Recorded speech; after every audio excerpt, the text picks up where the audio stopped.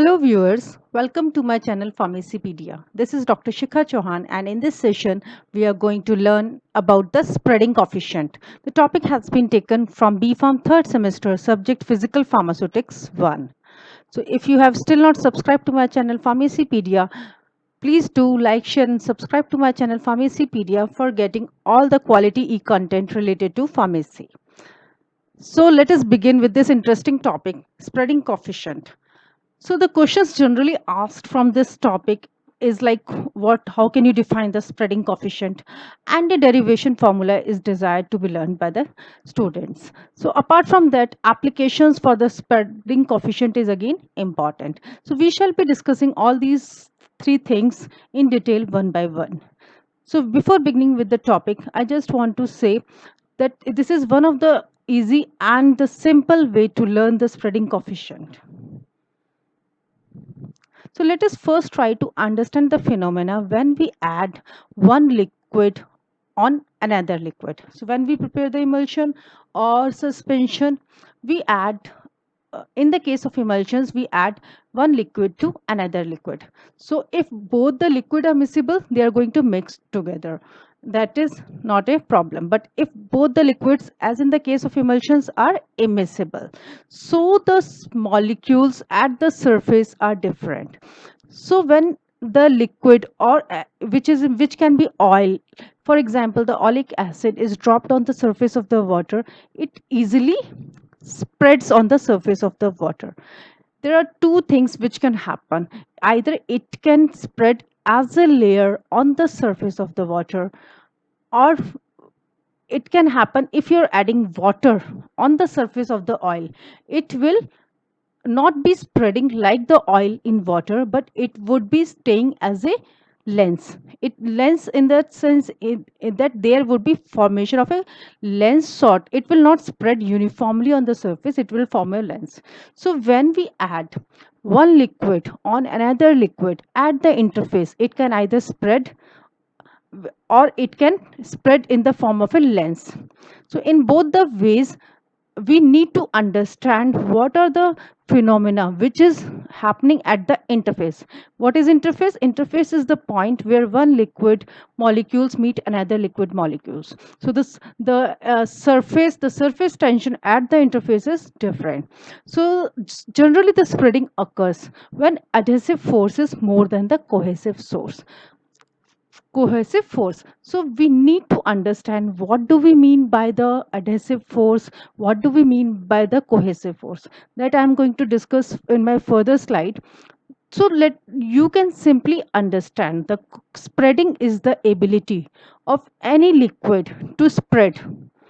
So the condition where oil spreads over the water can be referred to as the spreading coefficient. So it is denoted by a value. So if we know the value and I tell you, what you can just tell me how will be the spreading behavior of that particular liquid in water. So this is very important to understand. We apply a lot of creams, emulsions. So if they have the good spreadability, if they have the good spreading tendency, it will be convenient for the consumer to apply it. You assume a situation where you are trying to apply the cream or the lotion on your body and it is not having the good spreading capability. So that will not be desired property for any good lotion. So this spreading property is different from liquid to liquid. Now, how this property behaves, how we can determine the spreading coefficient, in a way, the formula can be derived very easily using the concept of the physics. So in this diagram, you can see there is a situation when we are adding one liquid in another. For example, oil into water. So oil in the B diagram, you can see it is completely spread out. In A, there is a situation whereby we are adding water into the oil phase. So in that case, this is the lens formation. The lens formation can be denoted by a angle.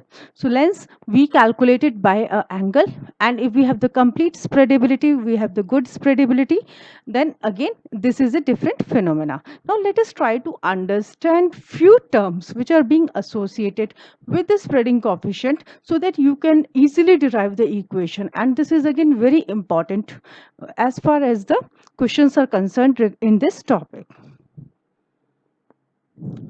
So, in simple words, spreading coefficient is the parameter. It is a value which actually measures the tendency of a liquid phase to spread. So, it is very easy to understand. This provides you a value, a parameter whereby you can tell how will be the spreading property when you add this liquid on another liquid or solid phase. So by the concept of the physics, spreading coefficient is generally the difference between the work of adhesion and the work of cohesion. Now we shall first understand what do we mean by the work of adhesion and the work of cohesion. So with the spreading coefficient can be expressed as the difference between the surface tension of one liquid and another liquid and the interfacial surface tension. Interfacial surface tension refers to the surface tension existing at the interface only. So if the value of the coefficient is positive, the phase under consideration spread. So we can simply say if the spreading coefficient value is positive, it simply says that your liquid will spread very easily. If the value is negative, that simply means it will form a contact lens type situation and it is not going to spread easily. Now let us try to understand four important terms which are very essential and important to understand before going for the derivation of the spreading coefficient. So first is the force of cohesion. So in this diagram you can see the force of cohesion is represented by the red lines. So the cohesion force refers to the force of attraction between the molecules of the same substance. So you can see all the blue dots, it belongs to the liquid which is being poured on the surface of another liquid or maybe solid. So all the blue dots are belonging to the same substance. So the force of existing between the molecules of the same substance are referred to as the force of cohesion. So you can see the red lines. Now next we move on to the force of adhesion. Force of adhesion here is represented by the green lines. So you can see at the interface, when we add one liquid to another liquid at the interface, the molecules of one liquid come in contact with another liquid. So the force which develops between one liquid and another liquid or one solid at another liquid, so at the interface is referred to as the force of adhesion. Now you're clear about the force of cohesion and force of adhesion. Next we move on to the work of adhesion and work of cohesion. So why do we want to calculate the work of adhesion and work of cohesion? Because here we are trying to understand and derive the spreading coefficient property of that liquid which we are pouring on the another liquid. So we are just trying to understand which types of forces are predominating, whether the cohesive forces are predominating or the adhesive forces are predominating. So you can simply say if the adhesive forces are predominating, that means the substance will have a good spreading property. If the cohesive forces predominates, it simply means that at the surface the one liquid will not spread and it will be present but in the form of a lens like property. Okay, so what do we mean by the work of adhesion? Whenever we talk work of adhesion, work is simply calculated by multiplying the surface tension into the area whereby the surface contact takes place. So, by the concept of physics, the work of addition is represented by W12. One is the liquid which is being poured on the another liquid, that is the liquid 2. So work done, W1 by 2 is the work which must be done to separate two adjacent phases, phase 1 and phase 2 of a liquid liquid or liquid solid phase boundary from one another. So you can see the energy required to separate the molecules at the interface of two layers will be referred to as the work of adhesion. What is work of cohesion? Then it is just opposite is the it is the work done per unit area produced in dividing a homogeneous liquid. So if I want to separate two blue dots are representing the molecules of the same substance. So if I want to remove the two blue dots, then it will be referred to as the work of cohesion. If I want to make apart blue dot and green dot, that would be counted as a work of addition. So mathematically, when we derive to the equation, we have to consider some hypothetical substance. So to derive the work of adhesion and work of cohesion. My dear students, now it is clear. We are going for the derivation of the spreading coefficient. Now we are clear about the adhesion forces, cohesive forces, work of adhesion, work of cohesion. So first we are going to calculate. We will be deriving two equations. One equation will be governed by the work of cohesion. Another equation will be governed by the work of adhesion. First we are going to derive and then we are going to subtract one equation from another equation to calculate the spreading coefficient. Because what is spreading coefficient? Spreading coefficient is simply the work of cohesion minus the work of adhesion. So we have to just subtract one surface tension from another surface tension. So let us first try to get the first equation, that is the work of cohesion. So as I told, cohesive forces are the forces which belongs to a single substance. So here we are assuming one cylinder, and this cylinder is having an area of 1 centimeter square.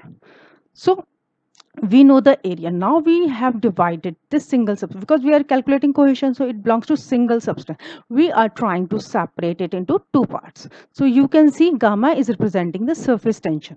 So the work done is equal to surface tension multiplied by the area.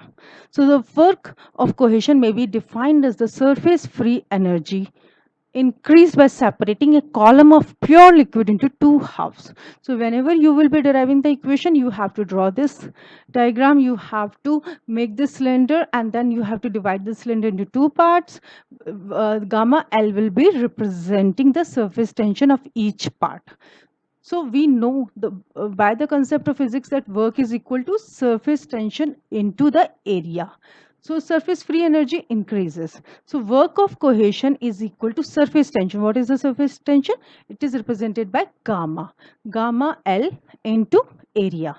So in the bracket we have D area. D is representing the delta area plus delta area. Why two times? Because we have divided it into two parts. Delta means the change in the area. So our equation becomes 2 gamma L into delta area. So now we can say that work of cohesion is represented by 2 gamma L, right? Next we move on to the work of cohesion. So work of cohesion is simply the work per unit area required to cleave a material into two parts. So what is the energy which is being required by the work of cohesion? It is represented by 2 gamma L or 2 gamma alpha in that part which we divide. Next, we move on for the calculation of our second part of the equation. That was work of cohesion is 2 gamma L. It is representing first equation. Then we are going to move to calculate another equation. That is work of adhesion. As I told you, adhesive forces is hereby representing the molecules of one liquid when they come in contact with another liquid at the interface. So you can see this is not a single substance because adhesion refers to the forces acting between two different substances. So that's why when we are assuming this cylinder again, we are representing one as the a liquid which is being poured over another substance which is S. Okay, so is the pouring part and S in which it is being poured out. So my dear students, you can represent it, the two different substances attached to each other. Now we shall be calculating the work which is being required to separate it into two parts, like we have done for the work of cohesion. So you can see gamma L is representing the surface tension which is required at the L part, And gamma S is representing the surface tension which is produced at the S part, lower part, the substrate part, or we also called it as a sublayer part. The liquid which is being poured is referred to as the liquid part, and in which liquid it is being poured, it is referred to as the sublayer part. So again, the equation becomes work is equal to surface tension into area. So first we have to take the surface tension gamma L into delta A. Delta A is the surface area, which is 1 centimeter square only for this hypothetical assumed cylinder, plus gamma S into delta A. Now again, when these forces are being pulled apart, so the work of cohesion has to be subtracted from it. So when we are trying to separate this cylinder into two parts, a third component comes into force. The first is the work of adhesion for the molecules which is for the same substance, gamma L into change into delta A and gamma S into delta A. Now this, the molecules which are lying at the surface, they are representing the work of adhesion forces, so that needs to be subtracted from this. So gamma LS, it is representing the molecules present at the interface. So again, this factor will come and play the role in the calculation of the work of adhesion. My dear student, this is very important here to understand that we need to minus this force, the interfacial force, the surface tension which is existing at the interface of the two liquids has to be subtracted from this work done. So through total energy. So total energy of L, total energy of work done for the S minus gamma SL or LS into again area. So when the columns are of cross sectional area, so what was the value for the dA? It will 1 centimeter square. So the equation is further simplified and the work of addition becomes very simple. Gamma L plus gamma S minus gamma LS. And what was the for the work of cohesion? It was work of cohesion is equal to 2 gamma L, because area was again 1 centimeter square and the L was being divided into two parts, 2 gamma L. Now the equation becomes, you can simply remember this equation: work of cohesion is equal to 2 gamma L, work of addition is equal to gamma L plus gamma S minus gamma LS. Very simple. So we are now clear of the work of cohesion equation. You can see marked with the red color, work of adhesion equation. Now we have to derive and understand the significance of the spreading coefficient, which we shall be deriving by the third equation, which will be generated using these two equations, that is work of cohesion and work of adhesion. It is very simple. So spreading coefficient is the difference between the work of addition and work of cohesion. My dear student, just now we calculated both the equations. So we have to subtract equation 2 from the equation 1. So what was the equation 2? Work of addition was gamma L plus gamma S minus gamma LS. And what was work of cohesion? Simple, minus 2 gamma L. So the final derived equation becomes gamma S plus gamma L minus gamma LS. So equation simply says, if you further rearrange it, so gamma S is equal to minus in the brackets gamma L plus gamma LS. So it simply says that the spreading coefficient shall be determined by the surface tension of the spreading liquid, surface tension of the sublayer liquid, and the interfacial tension. So numericals are generally being asked whereby the values are being provided for the surface tension of the spreading liquid, for the surface tension of the sublayer liquid, and either you have to calculate the interfacial tension or the interfacial tension is provided and you need to calculate the surface tension for the sublayer liquid, or if the sublayer liquid value is being provided, you need to calculate simply the surface tension for the spreading liquid. So only these three parameters are there. So this is our third derived final equation. Spreading coefficient S is equal to surface tension of the spreading liquid, sublayer liquid, minus sublayer means the bottom liquid in which another substance is being poured out. Surface tension of the sublayer liquid minus in the bracket surface tension of the spreading liquid plus the interfacial tension. So it is very equal. First will come the bottom liquid, then you have to minus it from the spreading liquid plus the interfacial tension.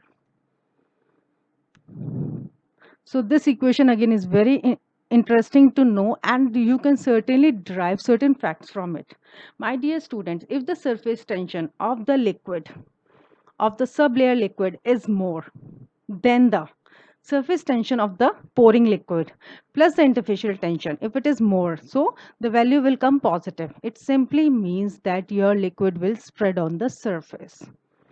It simply means that the pouring liquid will spread easily on the surface.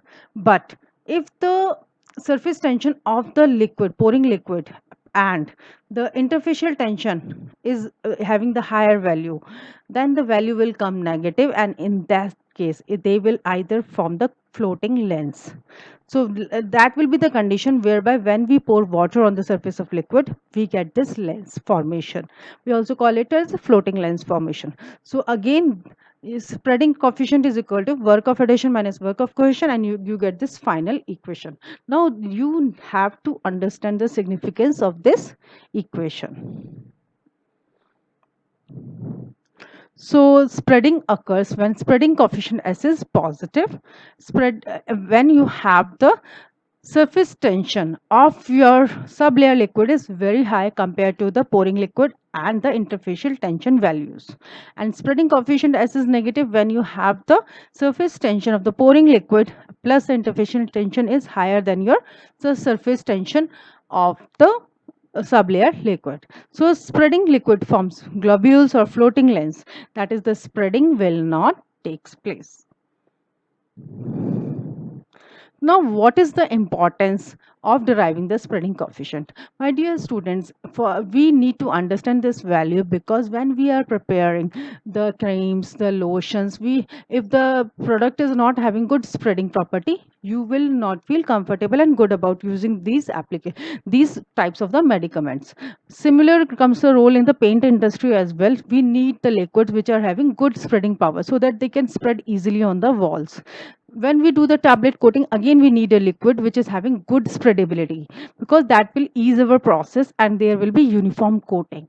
So the concept of spreading coefficient, the value of the spreading coefficient is very easy to calculate, and you can even understand it is having wide applicability into the pharmaceutical sector. Thank you so much for watching my video. Please do like, share and subscribe to my channel Pharmacypedia for getting further updates.